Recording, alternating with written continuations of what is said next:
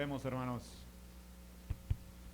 ¿Cuántas gracias te damos, Señor, en esta mañana? Porque tú nos regalas este día, Señor. Te damos las gracias porque tú nos has sostenido hasta el día de ahora, Señor. Y te pedimos, Padre, ahora que tú te agrades de lo que vamos a hacer en este lugar, Señor. Te pedimos que nuestro corazón y nuestra mente esté enfocado solamente en alabarte y exaltar tu nombre, Señor, porque tú eres digno de toda alabanza, Señor. Te pedimos que este culto sea ofrecido de corazón a ti, Señor, en Cristo Jesús. Amén.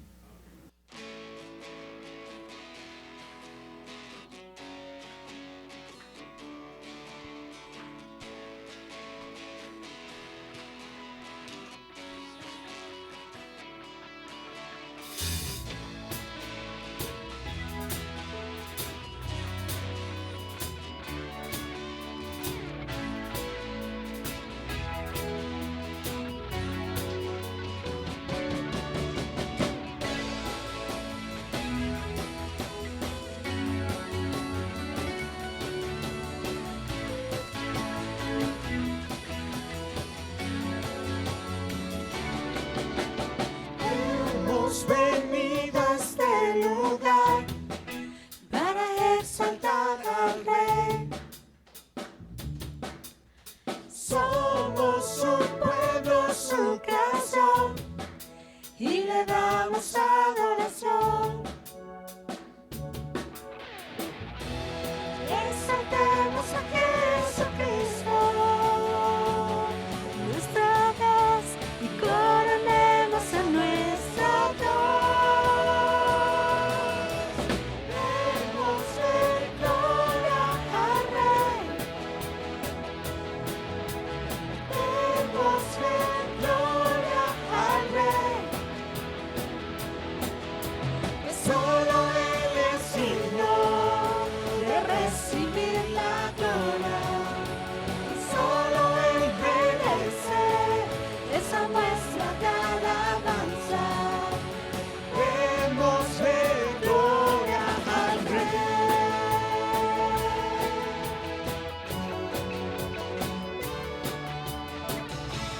Cantemos una vez más que hemos venido a este lugar para adorarle. Hemos venido a este lugar para exaltar al Rey. Somos su pueblo, su creación, y le damos adoración. Exaltemos a Jesucristo, nuestro Dios, y coronemos a nuestro Dios.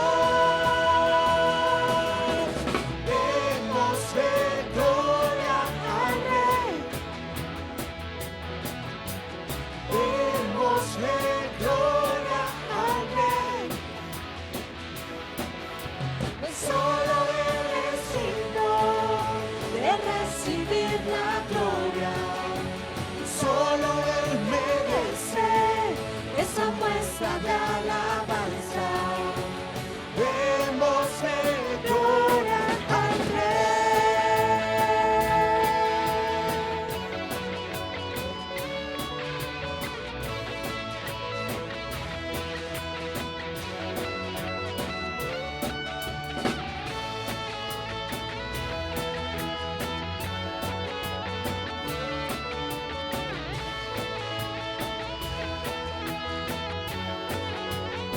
Una vez más, solo Él.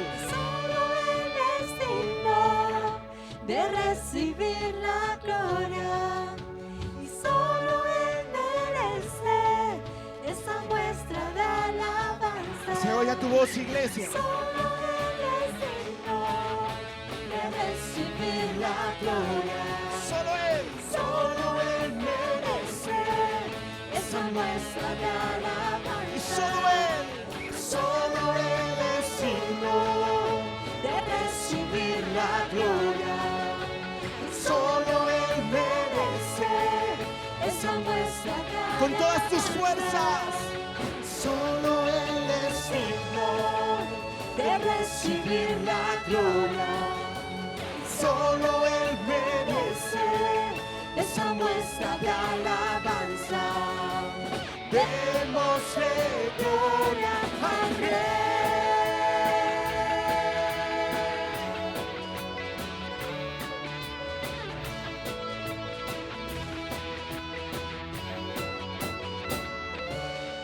Toda la gloria es para ti, Señor. Toda la gloria es para ti, Señor. Amén.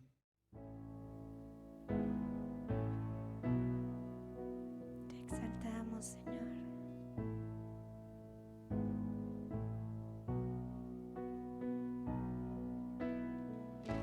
Solo a ti es toda la gloria y la honra, mi Dios.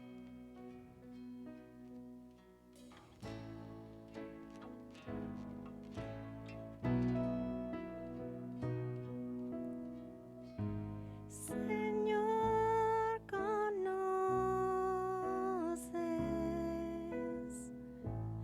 mi corazón, aun cuando te falta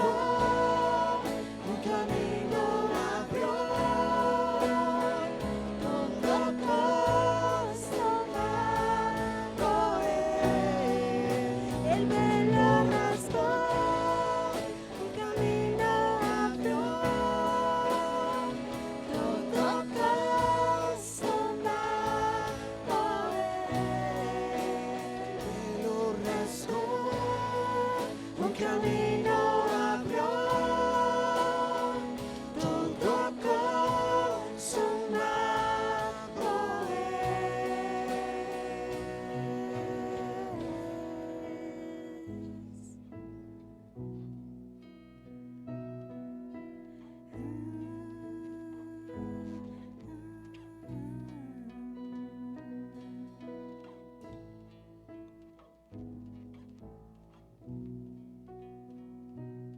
Tú lo hiciste todo posible, Señor.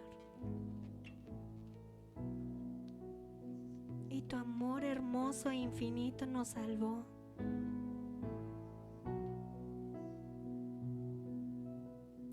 Gracias, Padre, por ese amor. Gracias por haberte puesto en mi lugar, Señor. Eres todopoderoso, quien venció a la muerte.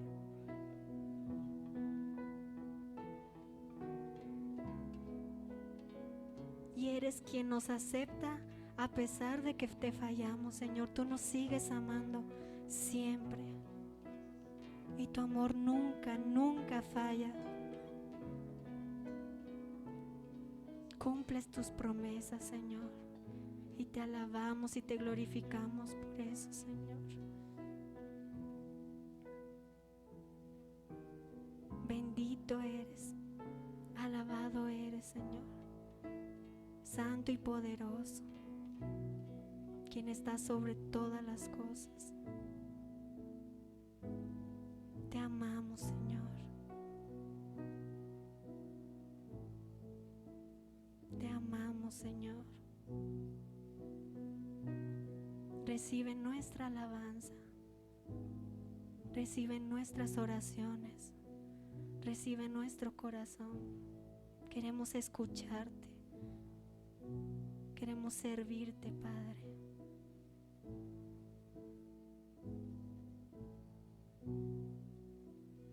Bendito y alabado eres. Amén. Amén y amén.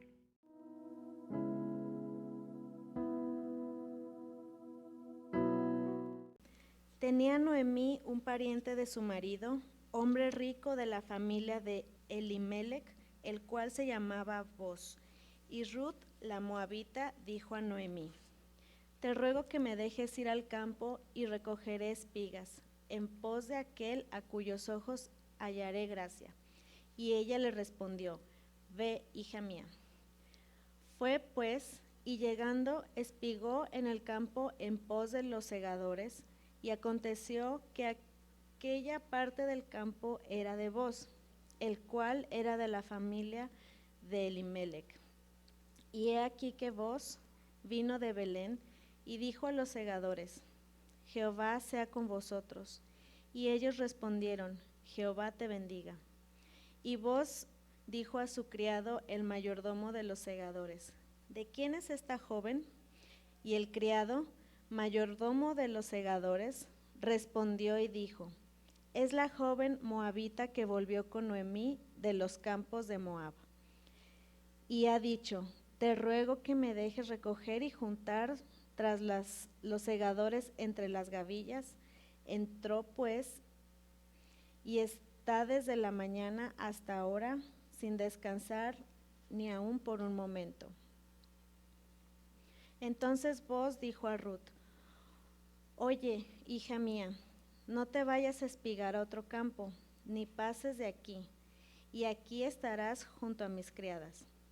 Mira bien el campo que sieguen y síguelas, porque yo he mandado a los criados que no te molesten.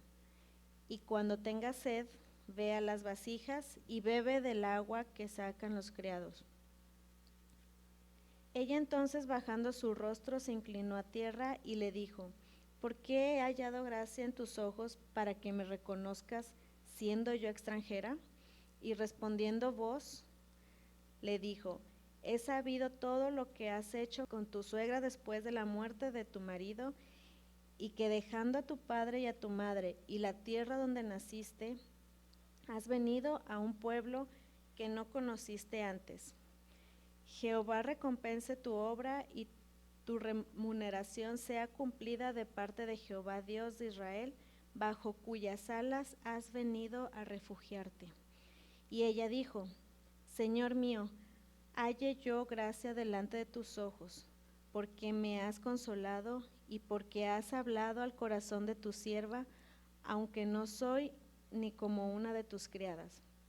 Y Booz le dijo a la hora de comer: Ven aquí y come del pan y moja tu bocado en el vinagre. Y ella se sentó junto a los segadores, y él le dio del potaje y comió hasta que se sació y le sobró. Luego se levantó para espigar. Y Booz mandó a sus criados diciendo: Que recoja también espigas entre las gavillas y no las avergoncéis. Y dejaréis también caer para ella algo de los manojos, y lo dejaréis para que lo recoja y no la reprendáis. Espigó, pues, en el campo hasta la noche, y desgranó lo que había recogido, y fue como un efa de cebada. Y lo tomó y se fue a la ciudad, y su suegra vio lo que había recogido. Sacó también luego de lo que había sobrado, después de haber quedado saciada, y se lo dio. Y le dijo a su suegra: ¿Dónde has espigado hoy? ¿Y dónde has trabajado? Bendito sea el que te ha reconocido. Y contó ella a su suegra con quien había trabajado, y dijo: El nombre del varón con quien hoy he trabajado es Booz. Y dijo Noemí a su nuera: Sea el bendito de Jehová, pues no ha rehusado a los vivos la benevolencia que tuvo para con los que han muerto. Después le dijo Noemí: Nuestro pariente es aquel varón y uno de los que pueden redimirnos. Y Ruth la moabita dijo: Además de esto me ha dicho: Júntate con mis criadas hasta que hayan acabado toda mi siega. Y Noemí respondió a Ruth, su nuera: Mejor es, hija mía, que salgas con sus criadas y que no te encuentren en otro campo. Estuvo pues junto con las criadas de Booz espigando hasta que se acabó la siega de la cebada y la del trigo, y vivía con su suegra. Amén. Nosotros somos muy dados a escuchar historias. A mí me gustaba muchísimo estudiar historia, escuchar historias acerca de mi familia. Y esta historia de Ruth ahora se torna relevante para nosotros los cristianos por muchas razones. Primero, porque Dios es el Dios de la historia. Porque al ver nuestra propia historia familiar, personal y de iglesia, nosotros podemos encontrar que los propósitos redentores y soberanos que Dios ha tenido para traernos al lugar donde hoy estamos es un camino en el que no hemos visto que Dios ha fallado.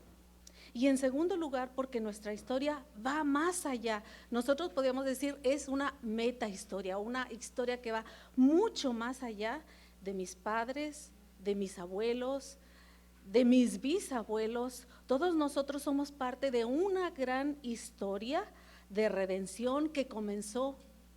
¿Cuándo? ¿Cuándo comenzó nuestra historia de redención?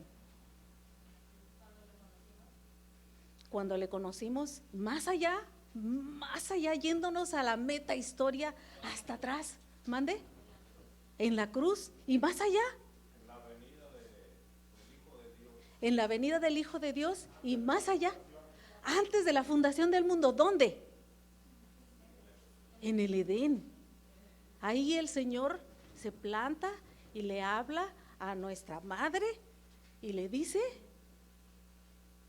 tu descendencia va a aplastarle la cabeza al pecado. ¿Sí? Desde ahí comienza nuestra historia. Esa es nuestra meta historia, mucho más allá de lo que ni siquiera nosotros estamos bien conscientes. Pero este Salvador fue prometido en el entorno de la caída. del pecado. Este Redentor es Jesucristo y nosotros lo podemos ir viendo a través de todas las historias que se cuentan en la Biblia, después de la Biblia, a través de la historia de la iglesia, hasta llegar a la ciudad de Guadalajara, a las familias de donde somos parte o a las personas que nos compartieron el Evangelio hasta hoy.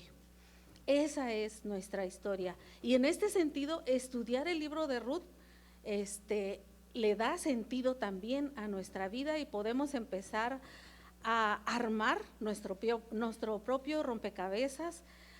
Y esta historia debería impactar nuestra lectura de la Biblia.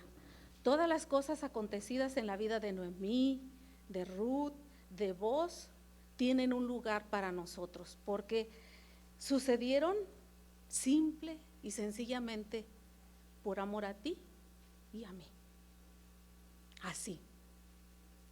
Lo que pasó fue porque Dios nos amó a ti y a mí. En el capítulo 1, al final, Noemí llega devastada. Ruth y Noemí vienen de Moab y vienen cargando una historia terrible. Y quiero narrarles un cuento corto, y lo voy a hacer todavía más corto, de Juan Rulfo, que se llama No oyes ladrar los perros, y es en el entorno, allí en el sur de Jalisco, un momento después de la Revolución, cuando sucede cuando Juan Rulfo se pone a escribir esta historia, y yo creo que la vio en alguno de las personas que estaban ahí. Este hombre que narra la historia, el padre de esta historia, es un hombre que ha sido vapuleado por la revolución, por la pobreza, por la falta de ingresos, la falta de trabajo, la tierra árida.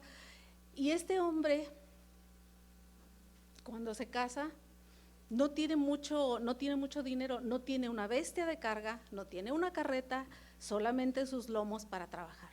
Entonces, tiene un hijo, y cuando tiene el segundo hijo, cuando procrean el segundo hijo, su madre y el hijo mueren por parto.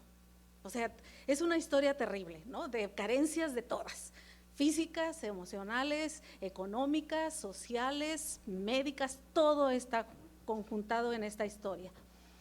Y entonces el hijo mayor, el primogénito, se convierte en este entorno en un ladrón, en un salteador de caminos. Y en una de sus peripecias, en uno de sus actos de maldad, es herido y llega a la casa de su padre. Y su padre no tiene una bestia donde montarlo para ir a Tonaya a llevarlo a ver si hay un médico, a ver alguien que le ayude, porque Tonaya era el pueblo más grande. Y entonces le pide a la gente que le monte a su hijo en la espalda. Y el hijo se trinca de las manos para sostenerse, y él en el entorno casi poniéndose el sol, camina y camina y camina y camina, y cuando les pregunta ¿qué dirección tiene Tonaya? ¿Para dónde es Tonaya? ¿Y qué responden en el rancho? ¿Se acuerdan? Ahí tras Lomita. ¿Es cierto? ¿Y es cierto? ¿Ustedes han ido tras Lomita en un rancho? ¿Cuánto tardas? Más o menos, si no es que la Lomita está muy lejitos y pues te tardas más. Y cargando con una persona moribunda, debe ser bien pesado. Y lo sigue narrando Juan Rulfo, y le dice, el hombre, el salteador se llamaba Ignacio, y le dice, le va preguntando en todo el camino: Ignacio, ¿tú qué vas allá arriba? ¿No oyes ladrar los perros? Y camina otro y camina, y le va diciendo y le va narrando su historia. Y Ignacio, ¿tú qué vas allá arriba? ¿No ves las luces de Tonaya? Ignacio se retuerce de dolor, convulsiona por la falta de sangre, tiene frío y este hombre sigue caminando con su hijo moribundo en el lomo. Y al final llega, siente un espasmo de su hijo y él sabe que su hijo ha muerto y él sigue cargándolo. Y llega al primer pretil de la primera o de la última casa, según sea el caso, y se recarga, destraba los dedos de su cadáver de su hijo muerto y le dice: ni siquiera me ayudaste con la esperanza. Yo te pregunté todo el tiempo, ¿oyes ladrar los perros? ¿Ves las luces de Tonaya? Ni siquiera me ayudaste con la esperanza. Y así venía Ruth de Moab. ¿Cuántos muertos cargaba Ruth? 3 muertos. ¿Podía alguien decirle a Ruth, no estés triste? ¿Podría alguien decirle a Ruth, ¿por qué estás angustiada? Claro que estaba dolida, claro que estaba angustiada, claro que no podía ver ella algo que le permitiera vislumbrar la esperanza, pero una cosa sí estaba segura, que me gustaría que leyeran, no lo leímos, pero el 1:21. ¿Qué dice? ¿Qué expresa Ruth ahí?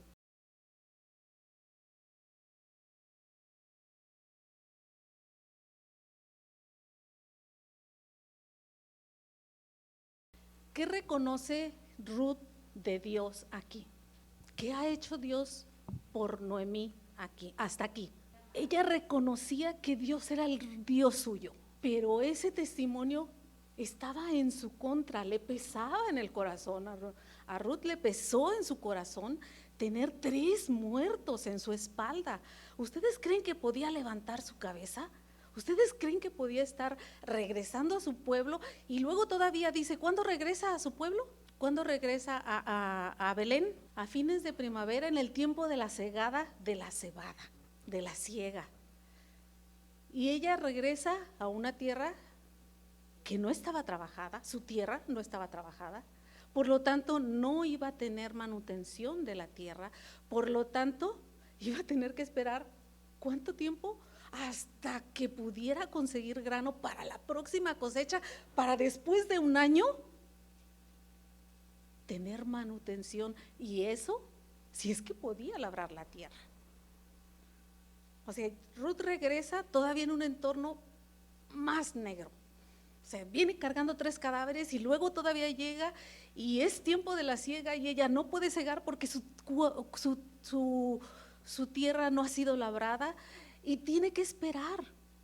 Pero Dios ha provisto para ella. ¿Se acuerdan de las leyes de la provisión divina para los extranjeros, las viudas, los desposeídos y desvalidos, los huérfanos? ¿Se acuerdan de esa ley? ¿Cuál era? Había que dejar, no rebuscarás tu tierra, dejarás que las personas que tienen hambre puedan entrar y puedan alimentarse. Dejarás que no permitirás que las personas abusen de eso. Todas las personas que puedan estarán ahí para poder tener manutención de la tierra que es posesión ¿de quién? De Dios. Dios poseía la tierra y se la había dado a cada una de las tribus, a cada una de las familias, y si esa familia perdía la posesión por lo que fuera, había un momento en que esa tierra podía ser ¿qué? Redimida. Dios estaba proponiendo un sistema de redención para que el pueblo no se le olvidara que había una promesa.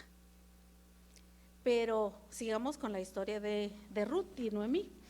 ¿Se acuerdan en qué tiempo está enmarcada esta historia? ¿Quiénes gobernaban la ciudad, las ciudades en ese momento? Los jueces. ¿Y se acuerdan la descripción de jueces? Una descripción de que cada quien hacía lo que bien le parecía. Era toda una anarquía total. Y yo recuerdo que Alberto de Loera predicó acerca de un pasaje de Jueces bien terrible. No sé si ustedes lo recuerdan, pero a mí cuando yo lo leí me impactó mucho. La historia de Levita y su concubina. Ese era el tiempo en que Ruth y Noemí estaban viviendo, donde las mujeres podían ser violadas y cortadas en pedacitos. Así lo narra Jueces.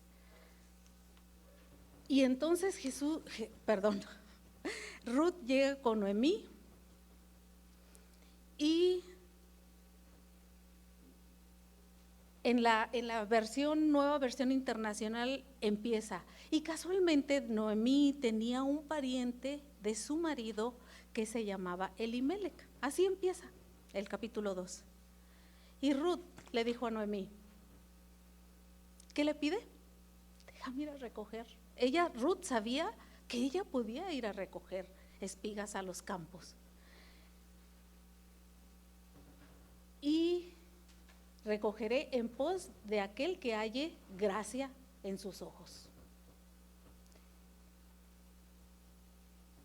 Y sigue la narración, si ustedes me siguen, vamos en el versículo 3.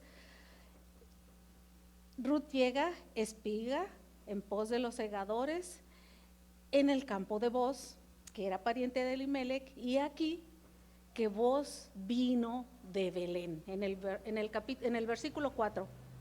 ¿Cómo saluda Booz a sus trabajadores, a sus asalariados? ¿Qué le dice? ¿Qué les dicen? ¿Mande? Que Jehová sea con ustedes. Así lo saluda Booz. ¿Y qué le responden sus trabajadores?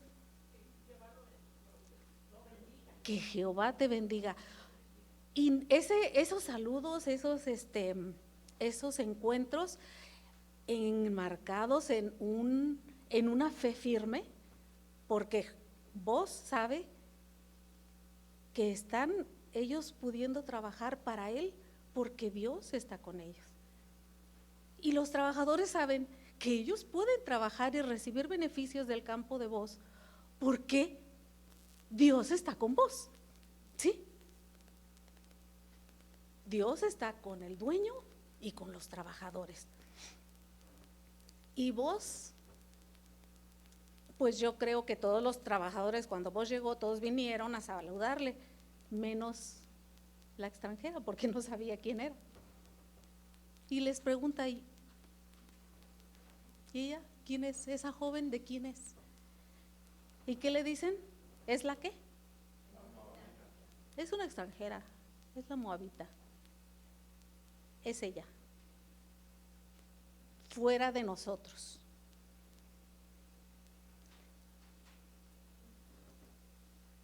Y en el versículo 8, Ruth se convierte en otra persona. De ser la moabita, ¿en qué se convierte?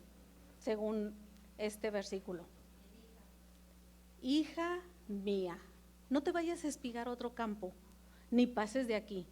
Aquí estarás junto a mis criados.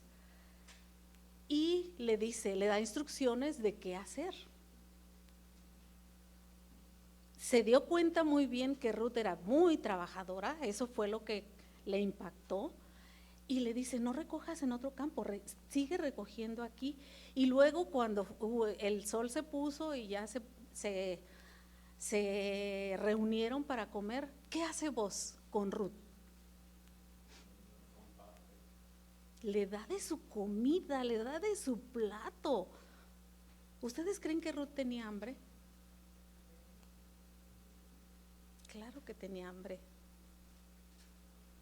Pero su esperanza era poder trabajar, moler al otro día y poder cocinar un pan. O sea, su esperanza era comer ¿cuándo?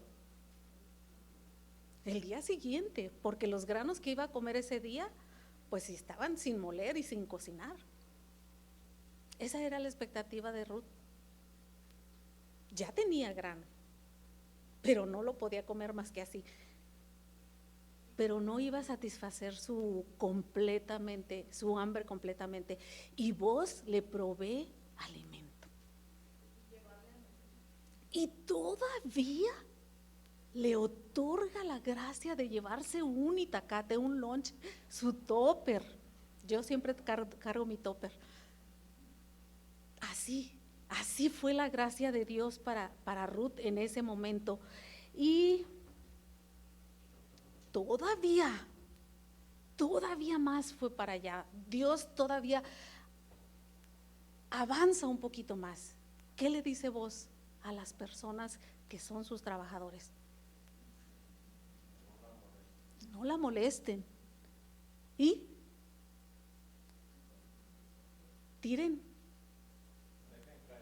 dejen caer espigas plenas, buenas, llenas, para que ella las recoja.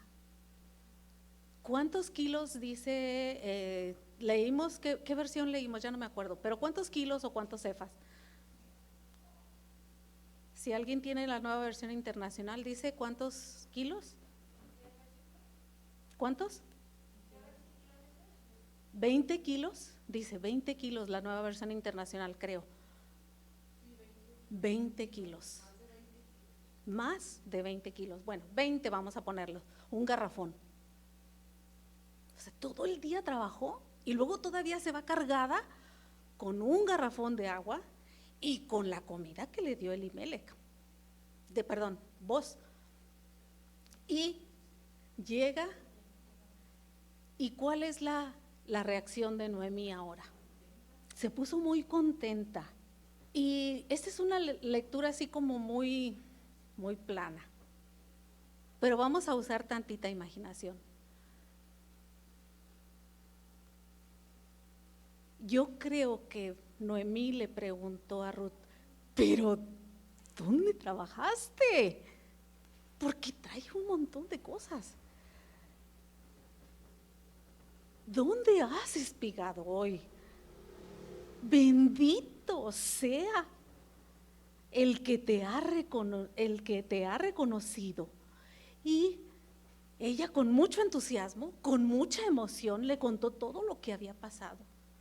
Todo esto aconteció en el día. Mira, trabajé, me cansé, pero tengo 20 kilos de grano que nos van a servir para hacer no sé cuántos kilos de harina, pero creo que 1 kilo de grano da más de 1 kilo de harina. No sé, nunca he molido un grano, pero me parece que sí. Y cuando todo esto pasa, le pregunta, ¿quién? ¿En la tierra de quién trabajaste? ¿Y qué le dice? En la tierra de Booz. ¿Y qué pasa con Noemí? Le da un vuelco el corazón porque reconoce que Booz es su pariente, que Booz puede redimirla. Ruth y Noemí están conscientes de que este es un momento que Dios les ha otorgado, un redentor. Y Noemí está que no cabe de gozo. Y en el versículo 20, ¿cuál es la expresión de Noemí? Bendito sea ¿quién? Bendito de Jehová, pues no ha rehusado ni a los vivos ni a los muertos su benevolencia. Me gustaría, si alguien tiene la nueva versión internacional, que lea este versículo.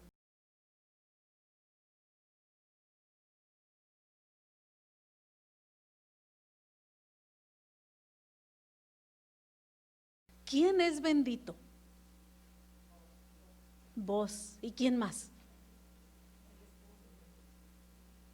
Dios es el que otorga la bendición, por lo tanto Dios es el bendito, el que nos ha puesto a nosotros un redentor. Y la cara de Noemí, el pensamiento de Noemí ha cambiado totalmente. Noemí venía cargando 3 cadáveres y vislumbrando una tierra árida, muerta. Y ahora, un redentor, alguien que puede redimir su tierra, alguien que puede redimir el nombre de su esposo, alguien que puede redimir su tierra, alguien que le puede otorgar a ella, ¿qué? ¿Qué esperaba Noemí? Porque cuando salió de Moab, le dijo a sus nueras: quédense. ¿Qué esperanzas tienen ustedes conmigo? Yo ya ni puedo tener hijos. Yo ya no tengo remedio, ya no hay redención para mí, ya no hay posibilidad para mí, quédense. Y Orfa se queda y Ruth se va con ella. Pero en este momento, esta Noemí está enfrentando una realidad diferente. ¿Qué realidad es la que está viendo Noemí en el futuro? ¿Mande? Descansó. ¿Se acuerdan de quién era el hijo que una viuda podía tener de su cuñado o de su pariente que la pueda redimir? ¿De quién sería el hijo? Del muerto. O sea que Noemí estaba pensando: mi hijo y mi esposo van a tener un hijo de Ruth y de Boz. Pero la historia de Boz no la hemos tocado. ¿Quién era Boz? ¿Se acuerdan? Un rápido leída a Mateo. ¿Se acuerdan? Más o menos. Su hija, su madre, ¿quién era? ¿Quién? Rahab. ¿Sí? ¿Alguien se acuerda de Rahab? Una marginal. Ella vivía en las orillas. Y Dios la trajo, la redimió y la trajo al pueblo de Israel. Y ella fue esposa de Salmón, y Salmón y ella tuvieron un hijo que se llamaba Boz, y Boz con Ruth tuvo un hijo que se llamó Obed, y fue hijo de Noemí. Y Obed tuvo un hijo que se llamó Isaí. Isaí tuvo un hijo que se llamó, y el trono de David está ocupado hasta este momento. ¿Con quién? Por el Hijo de Dios. Si Noemí se puso contenta y brincó de gozo y le cambió el semblante por un redentor que finalmente iba a morir y que finalmente a ella pues solamente le iba a traer la manutención hasta que muriera, ¿no deberíamos nosotros de estar impresionados, gozosos, porque Dios ha provisto para nosotros un redentor mucho más grande que vos, mucho más poderoso que vos, que nos puede otorgar a nosotros no solo la manutención cotidiana, no nos puede solamente a nosotros dar la respiración, como les dije a los niños, nos está otorgando a nosotros la gracia de vivir aquí cuidados en su misericordioso amor, pero va más allá. Nosotros tenemos, así como nosotros tenemos una meta historia, nosotros tenemos un meta futuro, un futuro que va más allá. ¿Qué esperamos nosotros de este Redentor? La redención completa, la redención que pueda librar mi alma ¿de dónde? De la muerte eterna. Quizá no me libre de la muerte física, quizá no me libre de las aflicciones que yo voy a tener aquí en la tierra, pero indudablemente me libra de la muerte eterna y de vivir en el infierno. Y alguien había dicho una vez, y lo repitió creo que Billy Graham, o el hijo de Billy Graham, no estoy segura, pero es una realidad. Le dijeron, ¿y qué va a pasar si cuando tú mueras encuentras que no hay Dios, encuentras que no hay cielo y encuentras que no hay nada después? Y refirió este hombre en esa entrevista y le dijo, bueno, si no hay nada y yo viví conforme al amarás a Dios con todo tu corazón, con toda tu mente y a tu prójimo como a ti mismo, yo habré sido un buen ciudadano y habré bendecido a los que están en derredor mío. Pero si yo encuentro que Dios es real, que el cielo existe y que yo me aferré a la promesa de salvación en Cristo Jesús, entonces yo también gano vivo si Él no existe, pero todavía gano más si Él sí existe y está mi fe, mi vida, mi entorno enclavado en esa cruz. Yo tengo futuro. Pero ¿qué dijo Jesús de las personas que son incrédulas, Abdi? No tienen esperanza. ¿Te acuerdas qué dijo?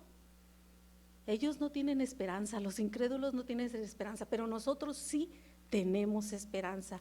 Dios ha comprometido su honor, Dios ha comprometido su honra, Dios ha comprometido su propia vida en su Hijo para otorgarnos la salvación. Y yo quiero que en esta mañana no se nos olvide, quizá vamos a enfrentar muchos problemas. Nuestra ciudad está enfrentando problemas terribles. A mí me da mucha angustia cuando yo veo que las ambulancias, yo vivo cerca de la Clínica 14 y las ambulancias se oyen una y otra, mañana, tarde y noche. Estos días que he estado en la casa, dejé de contar las ambulancias.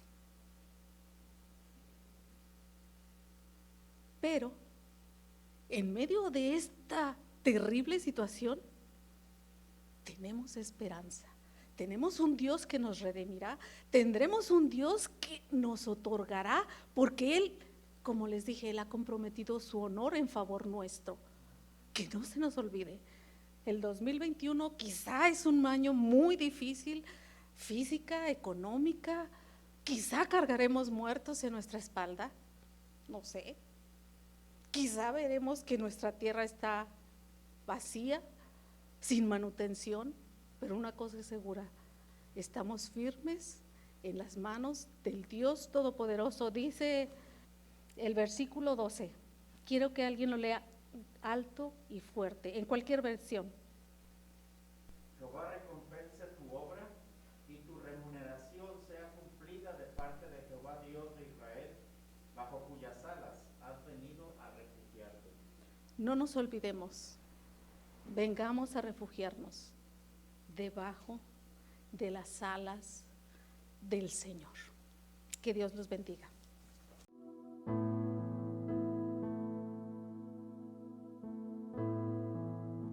De manera que cualquiera que comiere este pan y bebiere esta copa del Señor indignamente será culpado del cuerpo y de la sangre del Señor. Por tanto, pruébese cada uno a sí mismo y toma así del pan y beba de la copa. Porque el que come y bebe indignamente, sin discernir el cuerpo del Señor, juicio come y bebe para sí. Porque yo recibí del Señor lo que también os he enseñado, que el Señor Jesús, la noche que fue entregado, tomó pan y habiendo dado gracias, lo partió y dijo: tomad, comed, este es mi cuerpo que por vosotros es partido. Haced esto en memoria de mí. Asimismo tomó también la copa después de haber cenado, diciendo: esta copa es el nuevo pacto en mi sangre. Haced esto todas las veces que bebiereis en memoria de mí.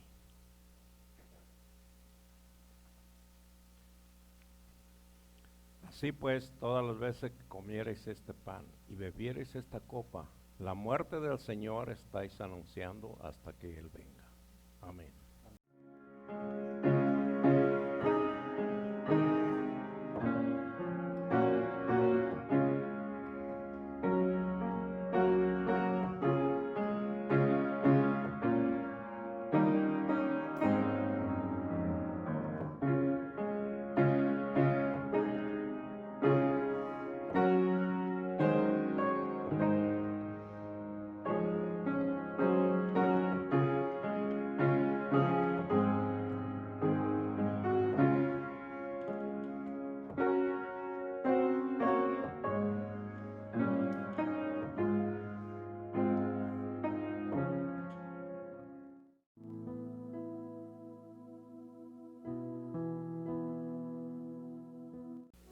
Y aquel que es poderoso para guardaros sin caída y presentarnos sin mancha delante de su gloria con gran alegría, al único y sabio Dios nuestro Salvador, que sea gloria, majestad, imperio y potencia, ahora y por todos los siglos. Amén.